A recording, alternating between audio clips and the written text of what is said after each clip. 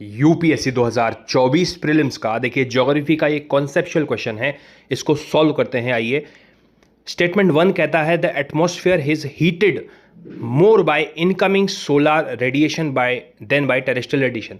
मतलब वो ये बोल रहे हैं कि जो सूरज से जो रोशनी की किरणें आ रही हैं, जो ऊपर से आ रही हैं, उससे हमारा जो एटमॉस्फेयर है वो जल्दी हीट होता है, ज़्यादा हीट होता है, ना कि रात में जो लॉन्ग वेव टेरेस्ट्रियल रेडिएशन जो धरती जो है उससे निकलती है उससे, जो कि गलत है।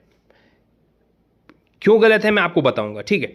सेकंड स्टेटमेंट देखिए, कहता है कार्बन डाइऑक्साइड और जो ग्रीन हाउस गैसेज हैं एटमॉस्फेयर में वो गुड एब्जॉर्वर हैं लॉन्ग वेव रेडिएशन की। तो जी हाँ हैं।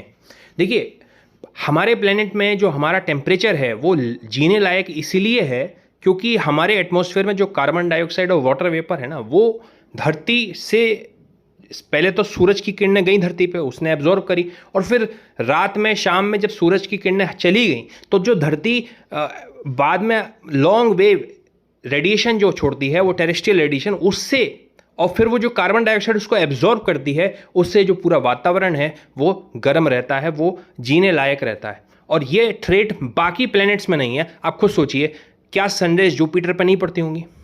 क्या सनरेज मरकरी पे नहीं पड़ती होंगी? तो वहाँ पर अगर है, या प्लूटो पे नहीं पड़ती होंगी, नेपच्यून, वो तो बर्फीले हैं।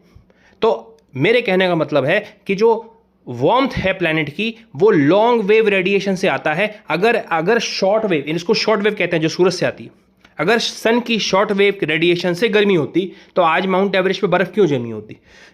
आपसे तो ऊपर ही है वो, और सबसे पहले जो सूरज की किरण आएगी तो वो तो माउंट एवरेस्ट पर आएगी, पहाड़ों पर आएगी, तो पहाड़ बर्फ में क्यों जमे हैं? इसका मतलब ये है कि जो वो है उसको बर्फ को इतना नहीं पिघला रही है, वो जो शॉर्ट वेव रेडिएशन है। क्या पिघला रहा है? तो जो धरती लॉन्ग वेव रेडिएशन रात में उससे निकलती है, और वो जब लॉन्ग वेव रेडिएशन बादलों पर जाती है, एटमॉस्फेयर में जाती है, तो कार्बन डाइऑक्साइड उसको एब्जॉर्ब करके उसको फिर से रिफ्लेक्ट कर देता है, और वो जो एक गर्मी रहती है, वार्मथ रहती है, और उससे ही हमारा जो एटमॉस्फेयर है वो हीट होता है, जिससे कि हमारे अर्थ जीने लायक बचती है।